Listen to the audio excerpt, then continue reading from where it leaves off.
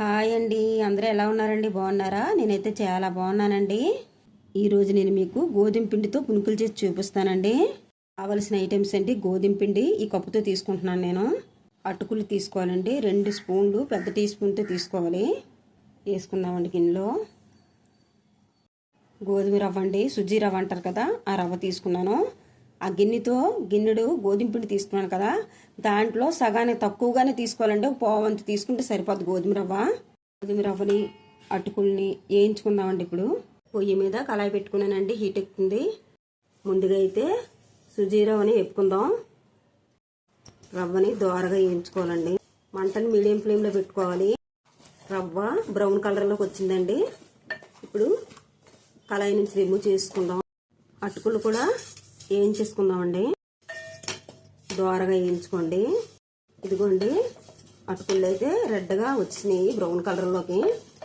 ఇప్పుడు అటుకులను కూడా రిమూవ్ చేసుకోవాలి కళాయి నుంచి.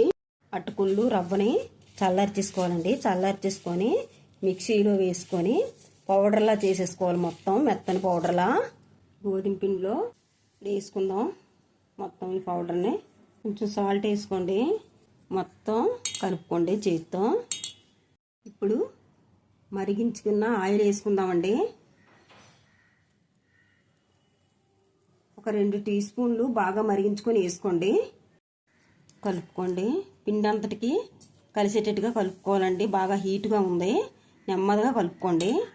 మొత్తం అంతా కలుపుకున్న తర్వాత పిండి అయితే ఇలా అవ్వాలండి. ఇలా అవ్వకపోతే కొంచెం ఆయిల్ మరగబెట్టుకొని మళ్ళీ వేసుకోవాలి.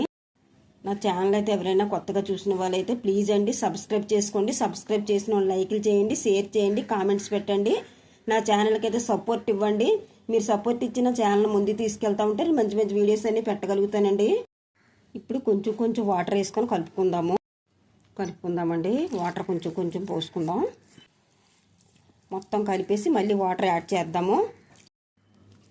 చూడండి, ఇలా కలుపుకోవాలండి.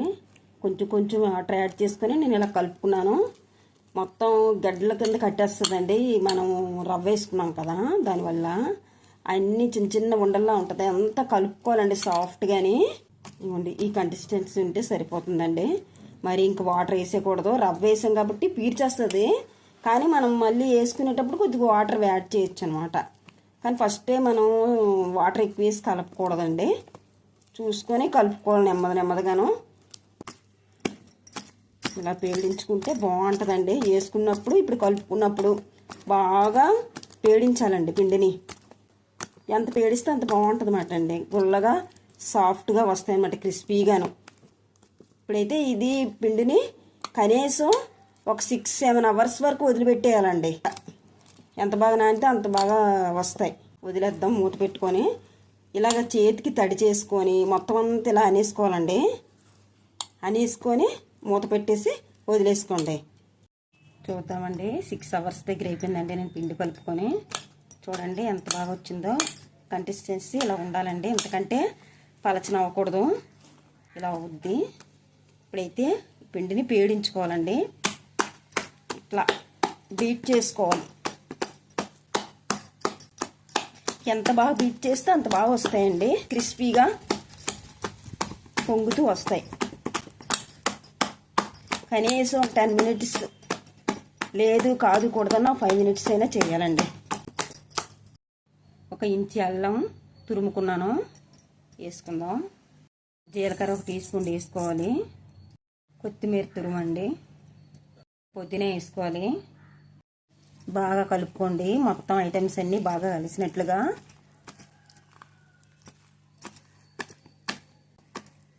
ఆనియన్స్ పచ్చిమిర్చి కూడా వేసుకోవచ్చండి. ఇవాళ నేనైతే తిన్ను కనుక వేయలేదు.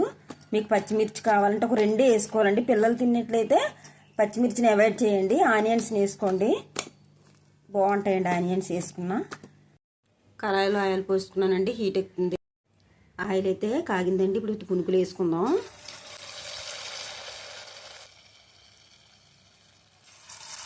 బొట్టల వేయంతో కూడా వేసుకోవచ్చండి, సింపుల్గానే వస్తాయి. ఇందులో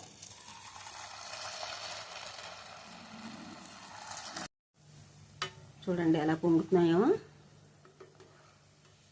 ఎంత నానితే అంత బాగా వస్తాయండి. నేను కరెక్ట్గా షేప్ రావట్లేదు అనుకోకండి. నేను పుదీనా కొత్తిమీర వేసాను కదా, దానివల్ల రౌండ్ షేప్ కొంచెం తగ్గుతుందండి.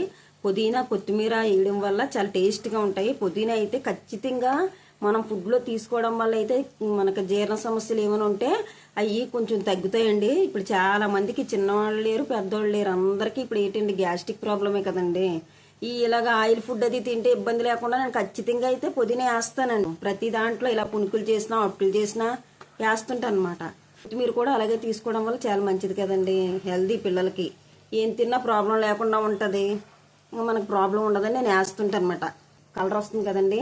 ఇప్పుడైతే కొంచెం మంట తగ్గించుకోండి. సిమ్లో కాస్త తేగితే లోపల ఏమన్నా కాస్తైనా పచ్చి ఏమైనా ఉందనుకోండి, ఉడకదు అనే ఫీలింగ్ లేకుండా చక్కగా ఉంటుందన్నమాట. ఆయిల్ హీట్ ఎక్కినంత వరకు హైలో ఉంచుకోవాలి. తర్వాత మీడియం ఫ్లేమ్లో పెట్టుకొని పునుకులు వేసుకోవాలి. తర్వాత ఇంకాసేపు ఆగాక మనమేమో మంట కొద్ది సిమ్లో పెట్టుకుంటే మంచి కుక్ అవుతాయండి.